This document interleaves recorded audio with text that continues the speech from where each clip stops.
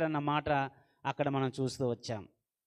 అయితే బైబిల్లో ఒక 2 వచనాలు ఇలాగున్నాయి. అవి బాగా మనకు తెలిసిన మాటలే. యెషయా గ్రంథం 8వ అధ్యాయం 18వ వచనంలో ఈ రీతిగా రాయబడి ఉంది. ఆ ఒక్క మాట నేను చదువుతా వస్తున్నాను. ఇదిగో నేనును యెహోవా నాకిచ్చిన పిల్లలను ఇశ్రాయేలు మధ్య ఎలా ఉన్నారనంటే సూచనలుగాను మహత్కార్యములుగాను వారు ఉన్నారన్న మాట అక్కడ రాయబడ్డది. అక్కడ మాట్లాడుతున్న మాట, ఇదిగో నేనును యెహోవా నాకిచ్చిన పిల్లలు. ఆ పిల్లలు ఎలా ఉన్నారో చెప్తా వస్తున్నాడు. ఈ మాట మన జ్ఞాపకం వస్తున్నప్పుడు యెహోషువ పలుకుతున్న ఒక మాట మనకు గుర్తుకు రావాలి. ఏంటి ఆ మాట? నేనును నా ఇంటి వారును యెహోవానే సేవించదాం.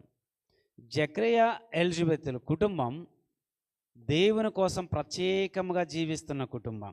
అన్ని కుటుంబాల కంటే దేవుని భయం కలిగి జీవిస్తున్న కుటుంబం. అందుకే చుట్టుపక్కల ఉన్న కుటుంబాలకి దేవుని భయం కలిగిందన్న మాట మనం చదువుతూ వచ్చాం.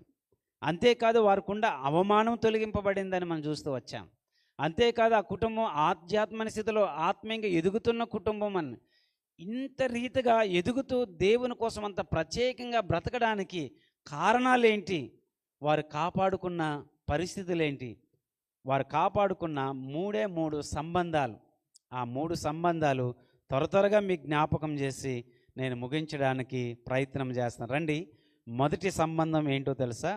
వారు ఆశీర్వదింపబడిన కారణం, వారు ఎదగడానికి కారణం ఏంటయ్యానంటే దేవునితో ఉన్న సంబంధం.